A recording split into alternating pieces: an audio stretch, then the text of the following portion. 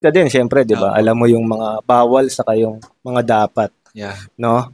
So, paano mo nalaman na Paano mo nalaman na may cancer ka? Ano nag-trigger? Ano yun, November kasi, na-observe ko na ang taba ko. So, parang 86 kilos ako noon. Okay. So, naisip ko magpa-HbA1c. Mm. HbA1c kasi, chine-check niya yung sugar level ng katawan mo in the past 3 months. Mm.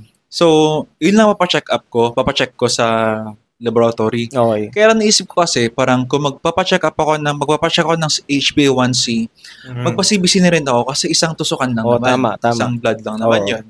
So, napacheck ko ng CBC ko.